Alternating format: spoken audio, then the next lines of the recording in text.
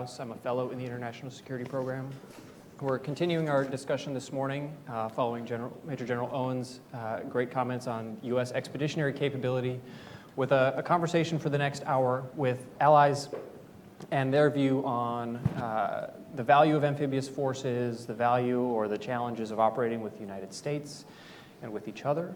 I have with me Colonel Masashi Yamamoto, the military attaché from the Japanese Embassy, and Mr. Andrew Shearer, who is a distinguished visiting fellow with CSIS right now, having most recently spent some time as the National Security Advisor to Prime Minister Abbott.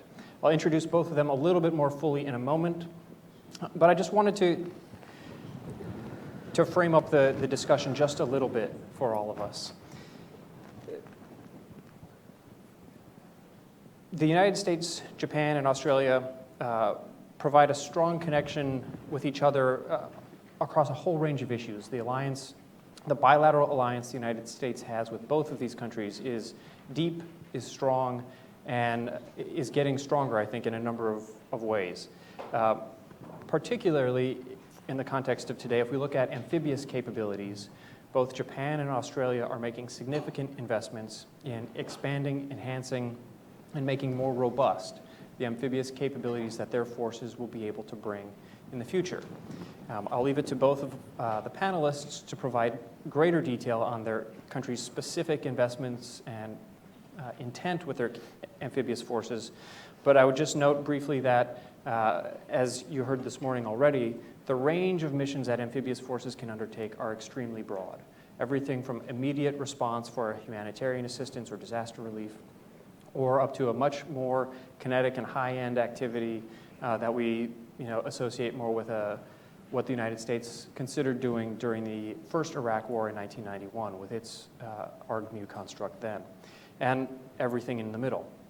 Different countries will choose different bounds around what it will use its forces for, but the existence of the capability starts creating options that are, I think, important, both in a country-specific context, but also in an alliance context. So with that, let me spend a little bit more time introducing our panelists. First, Colonel Yamamoto, as I said, is the military attaché at the Japanese Embassy. He's been here since 2004. By training, he is an armor officer, having spent time several years in the 11th Tank Battalion of the Japanese Ground Self-Defense Force. He's a graduate of the Ground Self-Defense Force Command and General Staff Course, and has served as a public relations officer in the National Security Policy Division of the Foreign Ministry, and, believe it or not, went through a NATO course. So if anyone on the stage is an expert on alliances, I look to Colonel Yamamoto. And second, Mr. Shearer, as I mentioned, was recently the National Security Advisor to Prime Minister Abbott, which was his second tour in that position, having also served in that position for Prime Minister John Howard.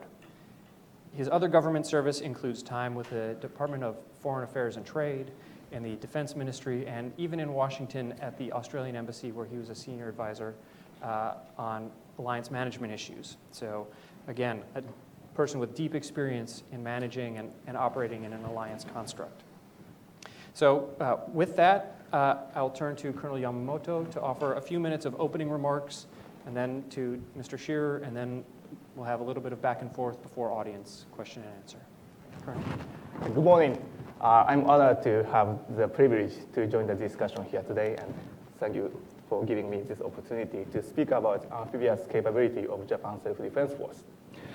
And the most frequent question to me in the United States is, are you a relative of Admiral Yamamoto?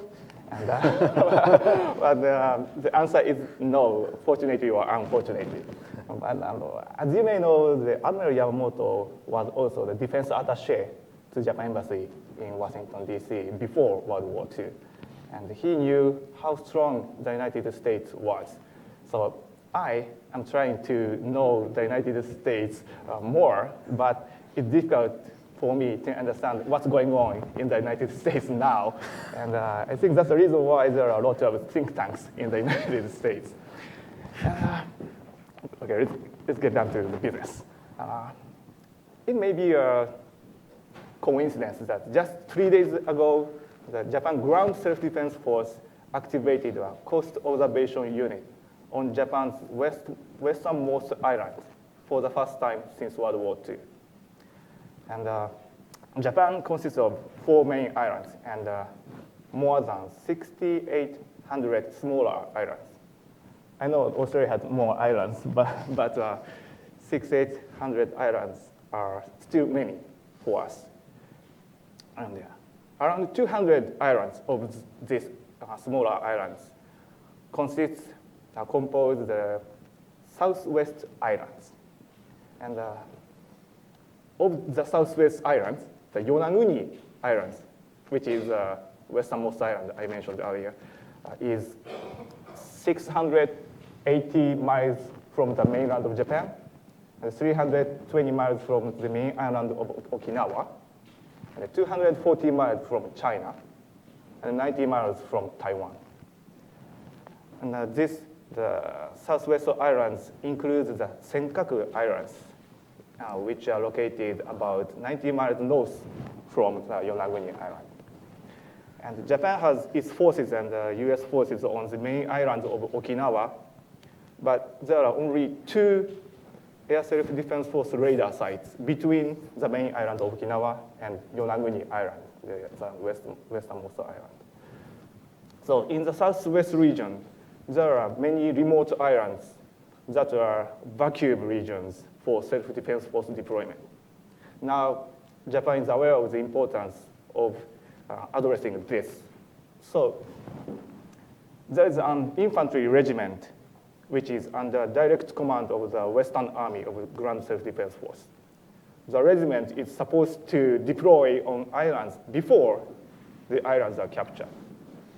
Now, the regiment is transforming into an amphibious regiment, which are designed to land on islands after the islands are captured. And this regiment will be one of the regiments which compose an amphibious brigade. The amphibious brigade will be activated by the end of March 2018. And the brigade will start with 2 regiments at first. And we will beef up the regiment brigade gradually. And as a first step of building an amphibious brigade, we will activate an amphibious training group next year.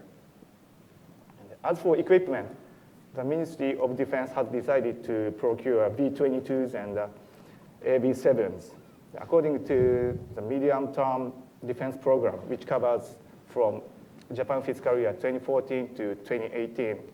We will purchase 17 Ospreys and 52 Amtracs. And as I told so far, we finished designing of the amphibious brigade, and we have the budget for the acquisition of Amtracs and Ospreys. But that is not enough. We need well-trained and educated self-defense force members, because Amtracs and Ospreys are quite new equipment for us, and we need to develop this ability from scratch. So there are lots of things to do on the way. However, we have a good friend who are very familiar with amphibious operation, the United States Marine. So on the West Coast, our NCOs are learning and studying how to operate Amtracs and how to maintain them. And our officers are studying at the Expeditionary Warfare School and the Marine Corps University in Quantico. So, and I visited Camp Pendleton 15 years ago. I was a lieutenant, and I was given an opportunity to go on board an amphibious vehicle. I enjoyed it very much. But at the time, it was just an experience to get to know amphibious vehicles. Today, our officers and NCOs are studying and learning to become cadres of this new amphibious brigade. And in addition to this basic training and education, Ground Self-Defense Force has been conducting bilateral field training exercises with US Marine Corps, for example, in and around Camp Pendleton. So support of the United States Marine is indispensable for us to make rapid progress. We really appreciate it. And I have another important friend, the Japan Maritime Self-Defense Force. And Japan Maritime Self-Defense Force has relatively high interoperability with the US Navy. But when it comes to the interoperability with Japan Ground Self-Defense Force, I would say there are a lot of things left to improve. The good news is it's improving little by little. So now you understand Self-Defense Force is working hard to meet the March 2018 deadline.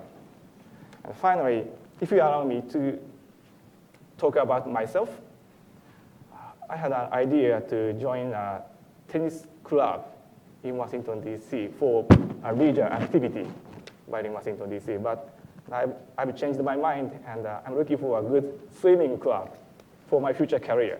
And some friends of mine in Marine Corps told me to join the Marine Corps swimming school, but I'm sure I feel as if I were in purgatory.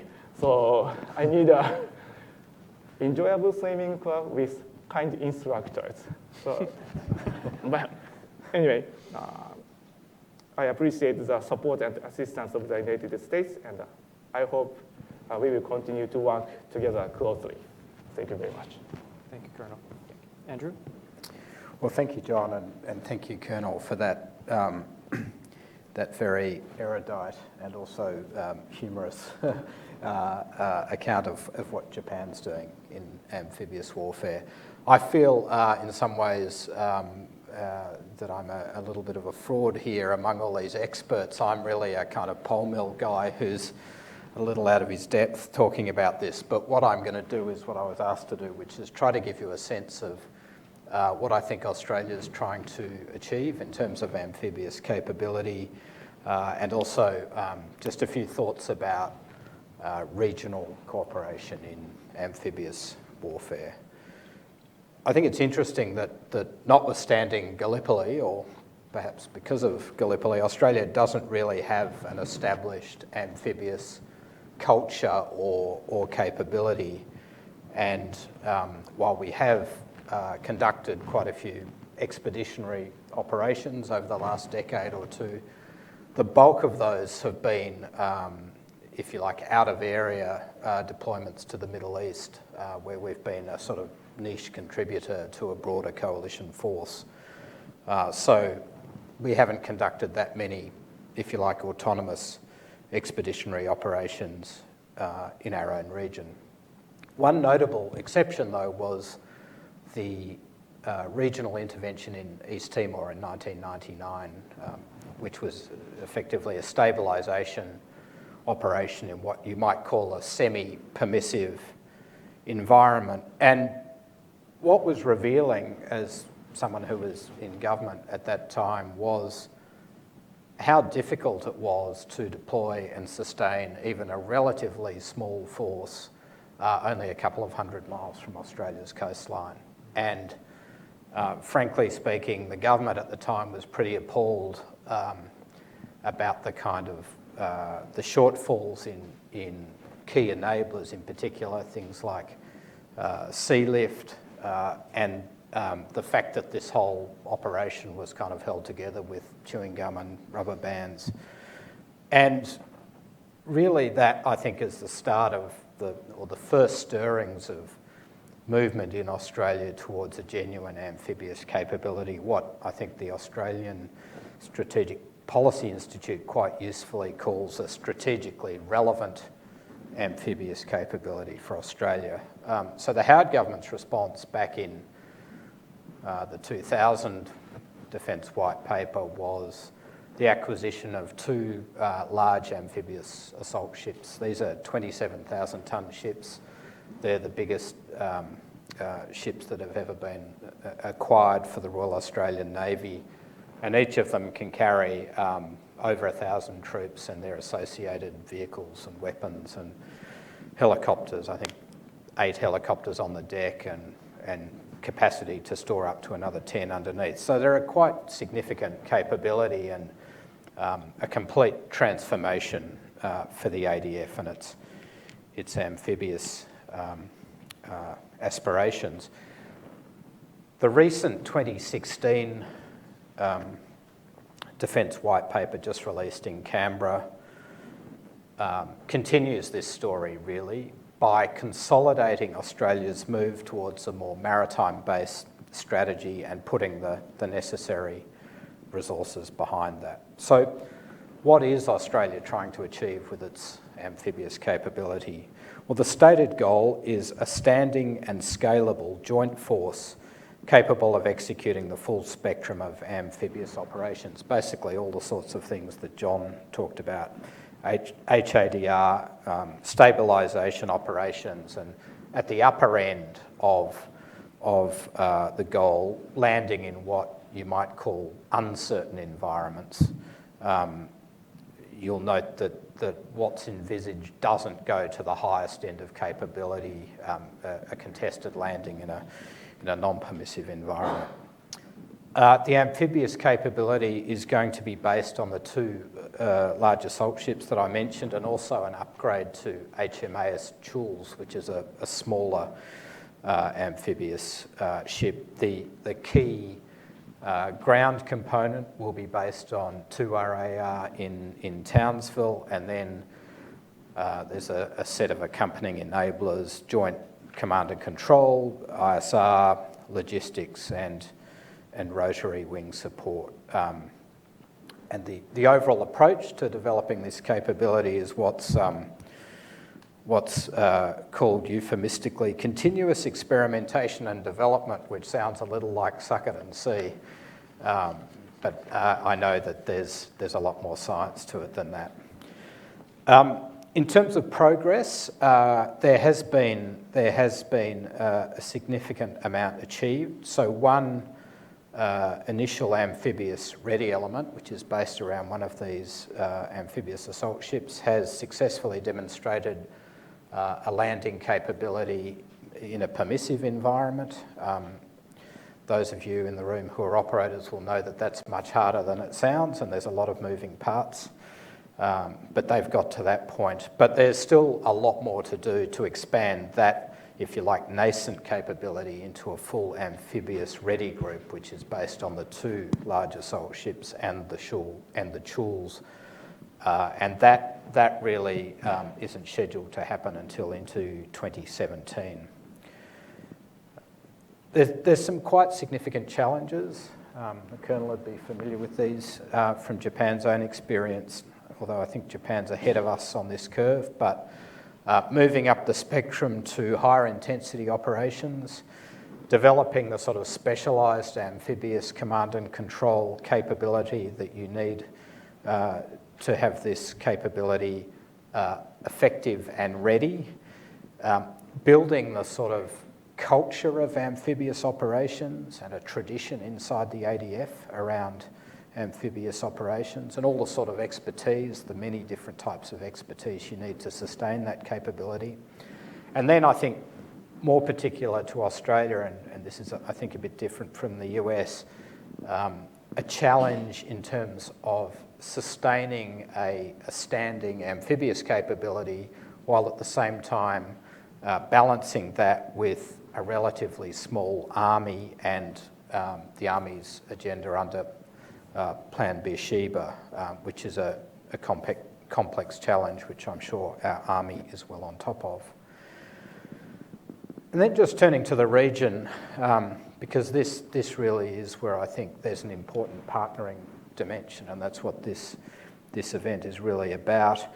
I really like the term that Colonel Newsham uses, which is having as our objective a regional amphibious architecture. And I think we all, between us, need to be thinking about amphibious capability more and more in this way. So, for example, just as the US Marine Corps in particular is supporting Japan's amphibious capability development, the US can play a critical role with Australia too. And that, I think, is the real importance of the marine rotations to Darwin. I mean, there are other benefits of that for the United States and also for Australia, of course. But I think principally it's the chance to work very closely with the best in the business and to learn from them as we stand up this important capability. But Japan too, as I said, Japan I think is ahead of the curve. with regard to Australia, and I thought it was a great thing that I think about 30, maybe a few more Japanese Self-Defense Force personnel participated in exercise Talisman Sabre, which is our very big, high-end bilateral training exercise with the United States. And I'm certainly very keen to see that increase so that there's I think over time, a substantial Japanese involvement in that exercise. But we need to go beyond that, and I think this is where the partnering works two ways. Just as we can benefit from training, the United States can benefit from a much more capable Australian amphibious force. We all know that America's amphibious forces are stretched at the moment, and in particular that there's a shortage of sea lift. Well, one solution, of course, is to magic up some more budget dollars and build some more ships. Good luck with that.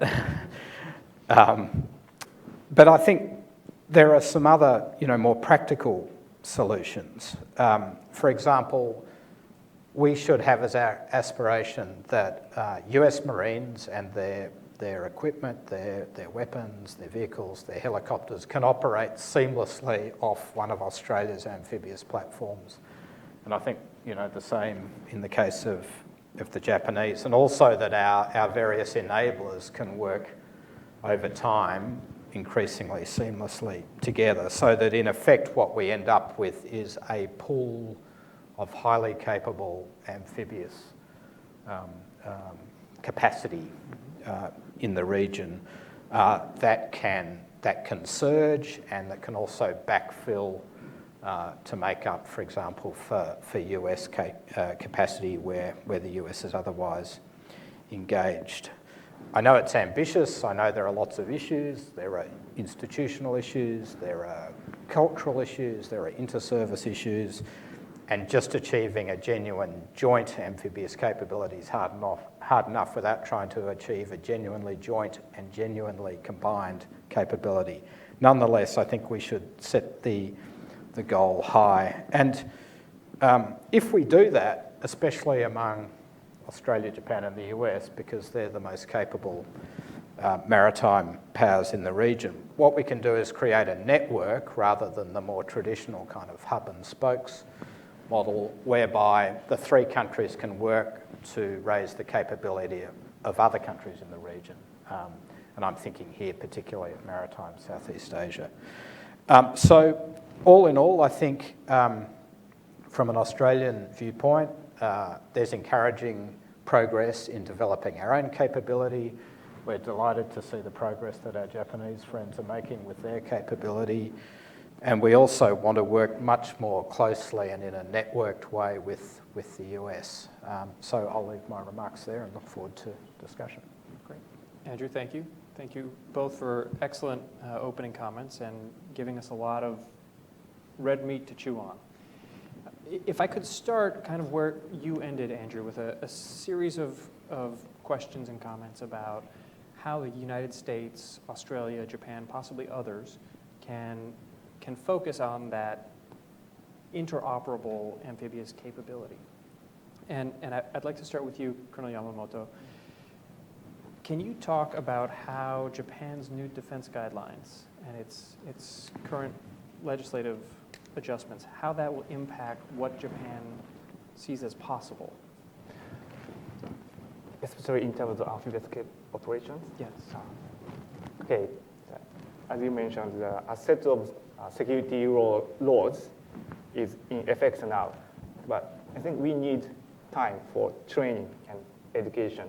And first of all, you need to develop how to train, what kind of training we need to do activities which are based on this new guidelines and new security laws.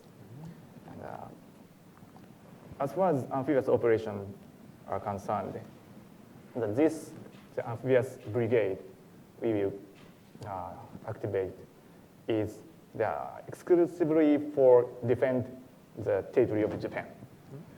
And it of course will be employed for humanitarian assistance and disaster relief, but its original design is for defending our territory.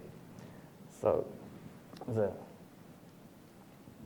as I told, we need to develop this capability from scratch. And so now we are in the stage of crawling. We need to from to the stage of walk and run. So we are very in the basic phase now. So first of all, we have to develop our own amphibious capability so that we can cooperate more in a more practical way. I think. In the past, much of that cooperation has been exclusively with the United States.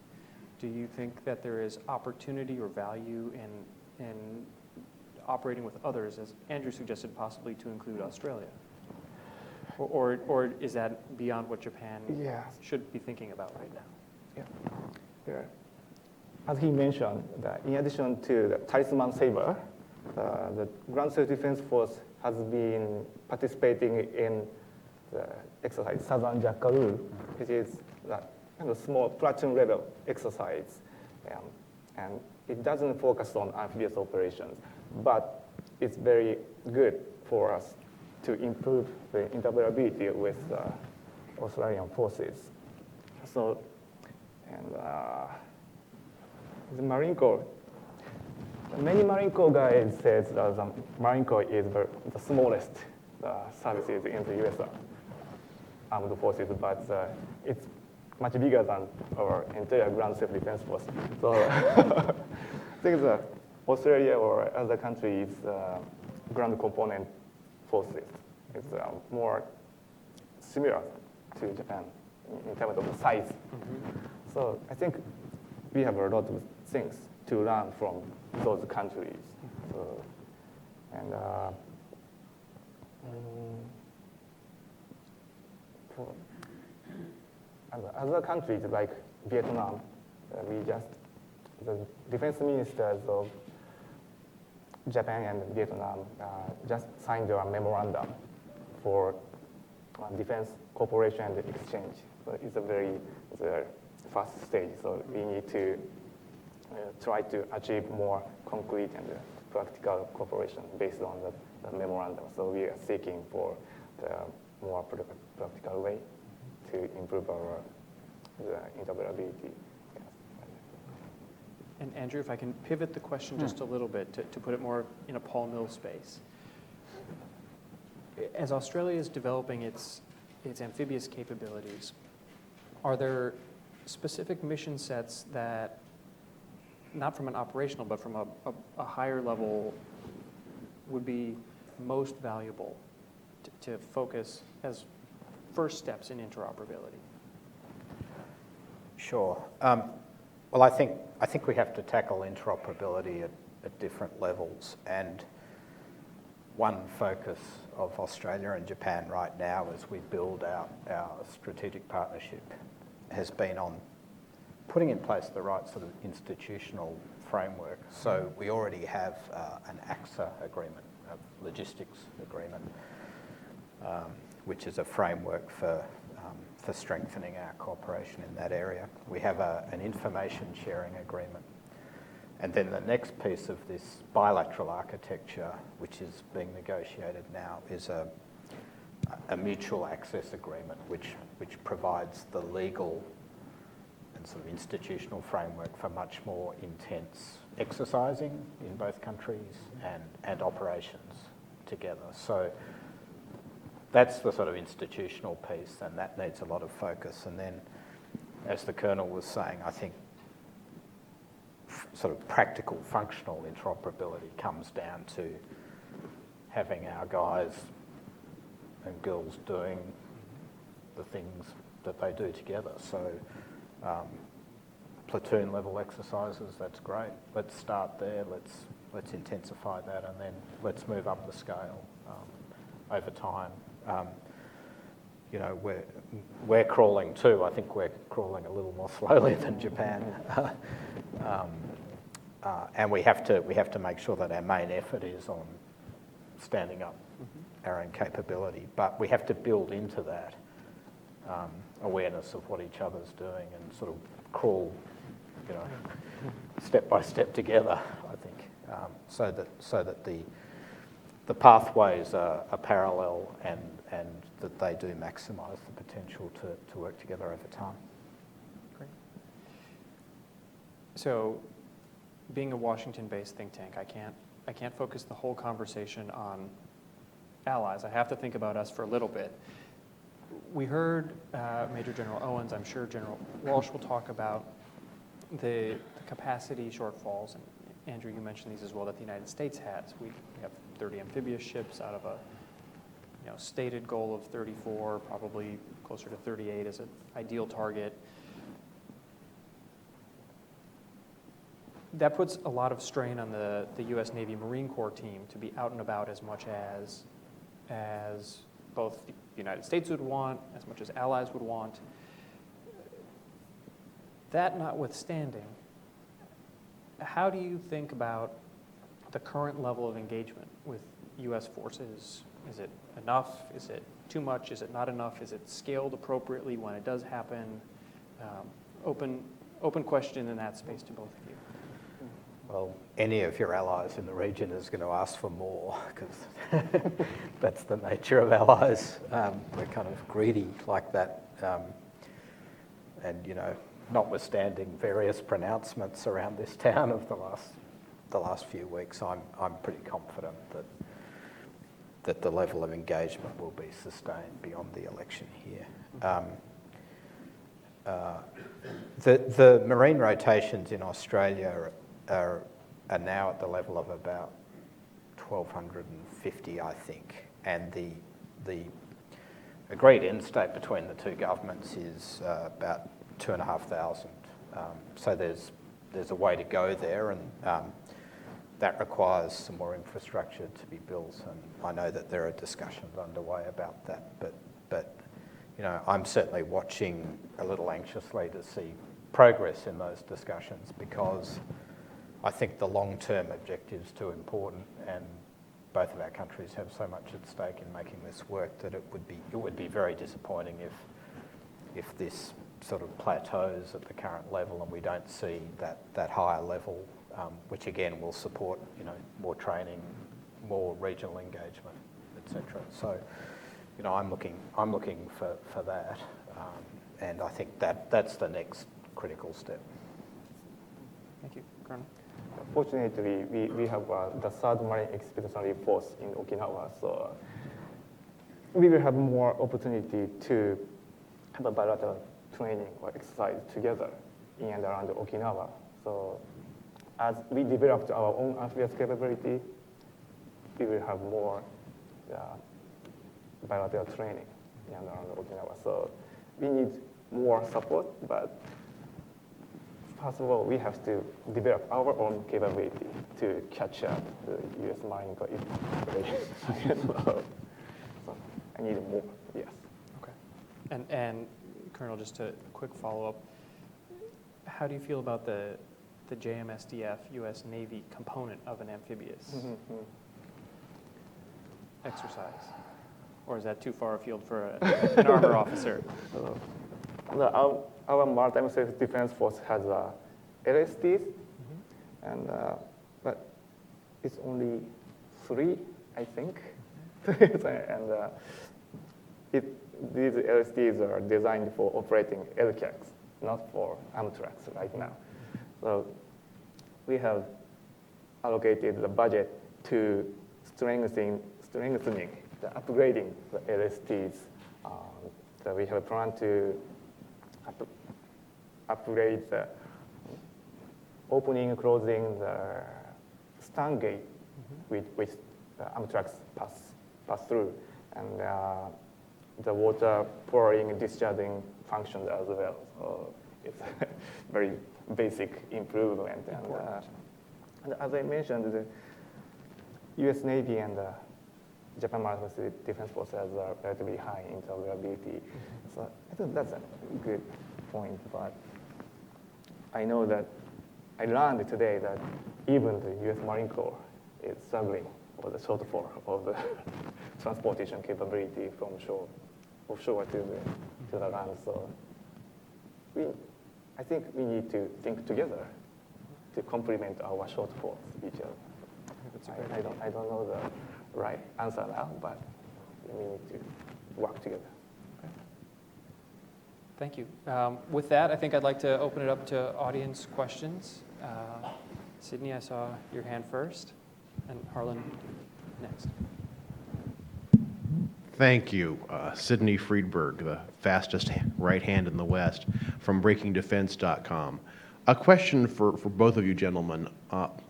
Listening to what you describe, while we all want everyone to work together in a multinational network, I hear two very different objectives. For Australia, it seems like it's sort of a low to mid-spectrum intervention force at significant distances from your home territory.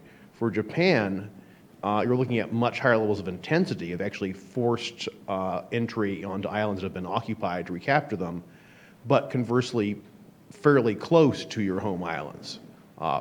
Remote from the home islands, but fairly close to your own territory or in your own territory.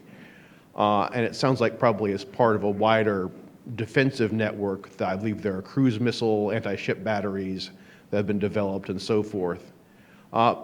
So, talk to me about these two different missions and to what degree you folks are going in very different directions, to what degree there is room to complement each other when there are such different focuses. I think the mission of the humanitarian assistance or disaster relief and the high-end to mission to regain the territory is a different mission, but basic tactical skill is the same, common, how to coordinate with counterparts, how to prepare logistics, how to set the communication. So I think this part, the basic part, is the area where we can learn and work together to improve, I think. Yeah, the Colonel's absolutely right. And I guess, there are understandable differences because the geographies of the two countries are just so different. Japan is obviously kind of a frontline state in a way that Australia isn't. Australia enjoys a degree of strategic depth, obviously, that Japan doesn't. And that's diminishing, but it's still real. So yes, that geography always matters. But I think as well as the techniques, I just make the point that a whole lot of the sort of enablers that go around the amphibious force are common up the spectrum. I wouldn't say we're only aspiring to go to I see one of my Australian colleague down the back who can jump in and correct me, but I wouldn't say we're looking just to do sort of medium intensity operations. I think we're looking to go a little further up the intensity spectrum than that. And for example, I think it's interesting in the Defence White Paper that's just come out, Australia committed to buy land-based anti-surface missiles, which is kind of a similar model to what Japan's doing for some of its islands. So I think there is an awful lot of common ground there, despite the geographical differences. Thank you. Sir. I'm Harlan Ullman. I'm probably going to test your sense of humor. I like to focus on the Korean Peninsula. As you well know, in 1950, when the North attacked South, the United States was able to launch Incheon, which is a great success, and for a time being, reverse that war. Well, I think the possibility of war on the peninsula is far less than people think. It's still a contingency. So what degree do you think amphibious operations in the event the North hits South against the North should shape our thinking, if at all? Are there potential Incheons, or will we be looking at future Gallipolis possibly under a nuclear cloud? In my opinion, I don't think the Japan Self-Defense Force can operate together for the landing operation like Incheon. And I think we need to operate a kind of neo operation to transport our Japanese nationality. But even this operation needs to require us to coordinate with the government of Republic of Korea. We need an agreement to send our troops into that peninsula. I don't think we will do the landing operation together. Yeah, Australia is a member of the UN Command. We were there, as you know. But I think our role would be different. I mean, I think we'd be engaged, and I think we would have a role. I think it would be much more in the provision of sort of niche, maritime capabilities and that sort of thing. But also, and I mean, I don't think we should neglect this. There is that sort of backfill point where if the US is totally preoccupied there, as obviously you would be in that horrible scenario, there'd be opportunities for us to pick up the slack elsewhere, and I think that would in itself be a valuable contribution, albeit not kind of storming up the beach. Sir. Auto Grocer, Sea Power Magazine, probably a lower level, less tense question. With the U.S. concern about the number of Gators amphibs that we can put into the Western Pacific, Japan has 2 large destroyer helicopter capable ships. Mr. Scheer said Australia is buying two significant amphib type ships.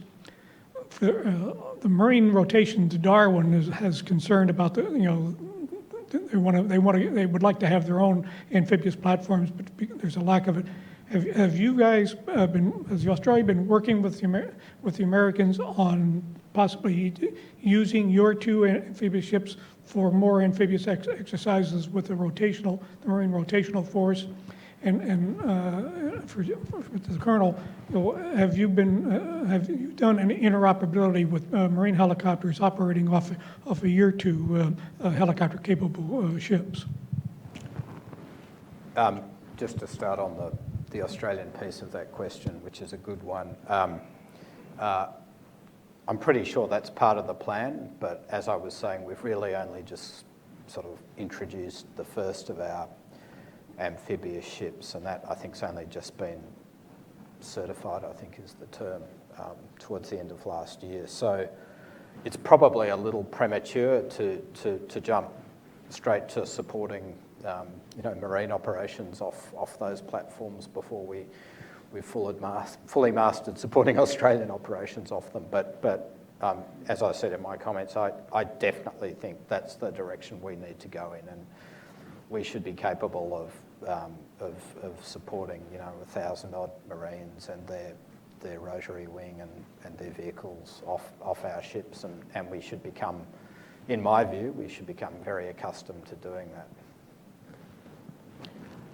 If my memory is correct, the U.S. Osprey landed on our helicopter carrier destroyers in some bilateral exercise.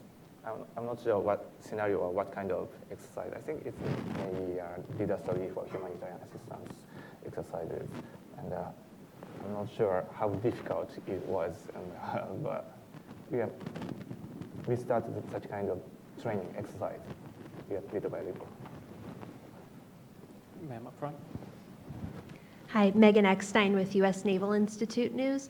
Colonel, I was wondering, you mentioned converting an infantry unit into an amphibious unit on the western part of the country. I was wondering what that conversion process looks like, and also how many more units will be converted, and if they're all going to be in the west or if they will be spread out. Okay. So this infantry regiment we have right now is, as I mentioned, is designed to land on the island before the enemy sees them.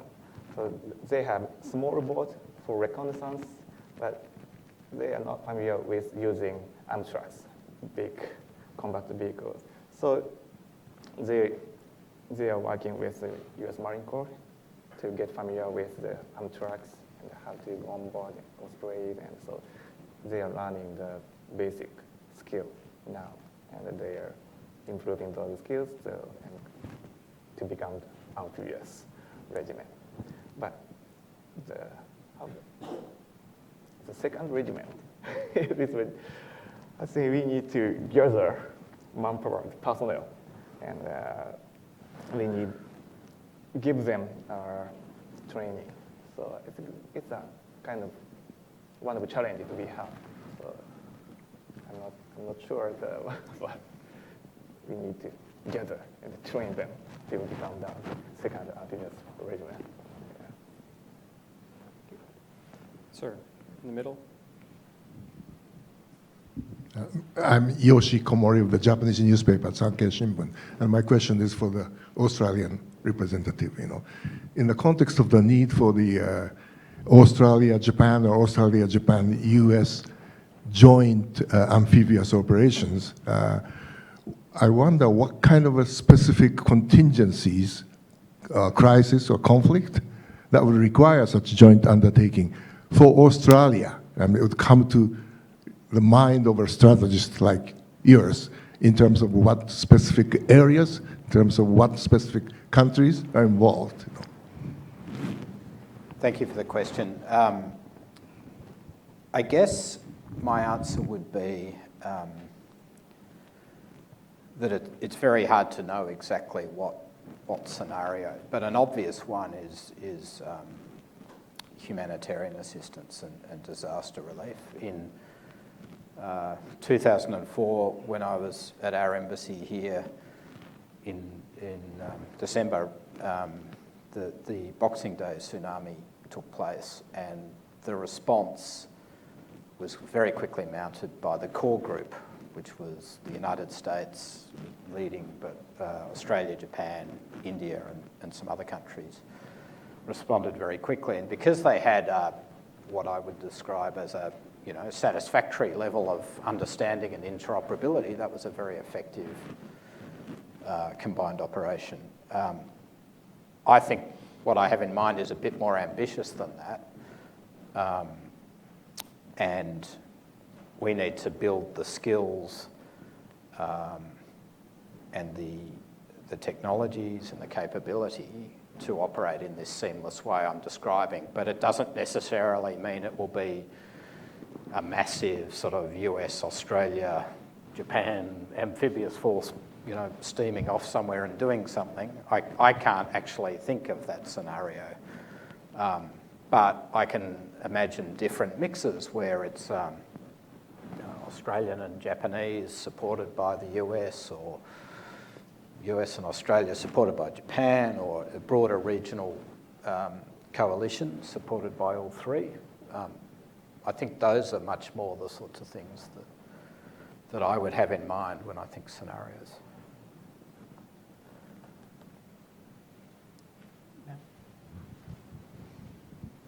Hi, I'm Jasmine Clark. I'm an intern with Hudson Institute, and I have a question on what are Japan and Australia doing in amphibious operations in regards to China's actions in South China Sea?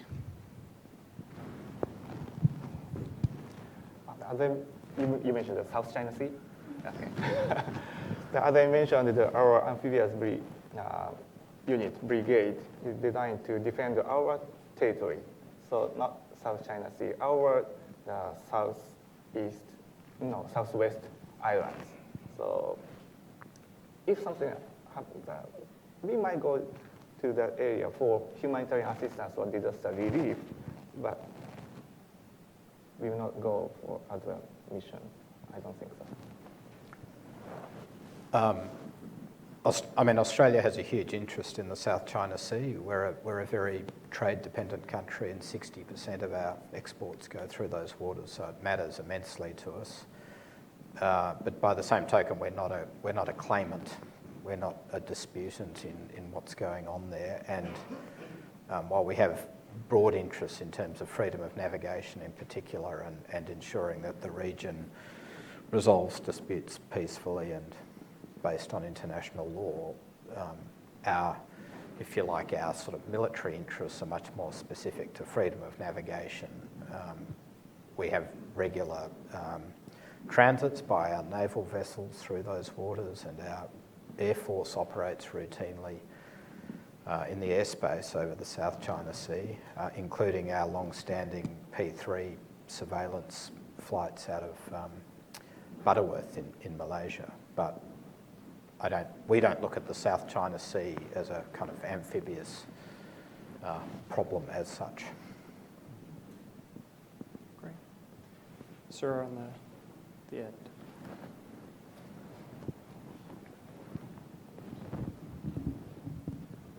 Yes, I'm Russell King, retired federal employee. Colonel Yamamoto, you'd mentioned the fact that your amphibious forces are defensive in nature, but I know there's a dispute, the Senkaku Islands, which the Chinese call the Diao Islands, and in many of these disputed islands, the Chinese have built up certain defenses, I think certain hardening anti-access measures, whether it be amphibious, anti-amphibious, anti-air, whatever.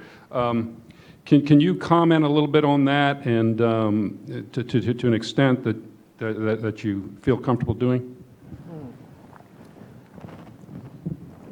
Japan doesn't have the dispute on the South China Sea, but I understand the Japanese government repeatedly mentioned that the Japanese government is opposed to any attempts to change the status quo through force or coercion.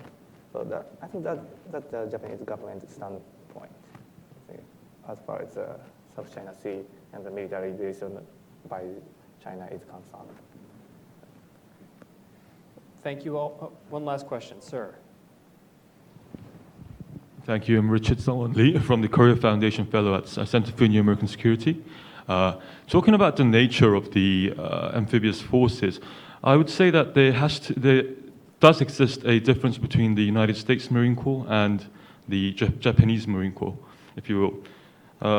And I am kind of thinking that might inevitably lead to undermining the interoperability of the trainings, or maybe the whole process. So, for instance, like if you want to conduct a combined forcible entry operation, then what the permissive environment that Japan might expect and what the United States might expect might be 180% difference. So, in that perspective, how would you try to amend between these two different gaps of nature and purposes of the amphibious forces? You mentioned amphibious warships? Forces. As I mentioned, our amphibious capability is in the kind of phase 0 stage. So I don't know what kind of scenario the headquarters of self-defense force is thinking now, but I don't think that our self-defense force amphibious capability is in the same stage of the United States. So we will think later, but now we don't need to think about any specific scenario or situation. We need to improve our basic amphibious capability now. If I could just add a little bit on that, I think what the United States is pursuing with Japan, with Australia, and with others is working on escalating up a capability ladder. And I haven't talked to any uniformed officers in the Marine Corps or the Navy yet who suggest that is detrimental to U.S. capability, but in fact amplifies it, because we are working to instill a common practice, a common understanding of how to operate at low levels, so that as capabilities increase, it is easier, not easy, but easier to develop those together. So based on the pretty extensive conversations we've had across the U.S. services, I think the view is actually that it helps increase capability. All right. Thank you all for joining us for the second session of our 3-session morning. We'll have just a few minutes before Lieutenant General Walsh takes the stage and offers some concluding remarks from his perspective as Commanding General of MCCITIC. But you're welcome to refresh coffee or water or whatever you're having, and we look forward to seeing you in a few minutes. Thank you to our panelists.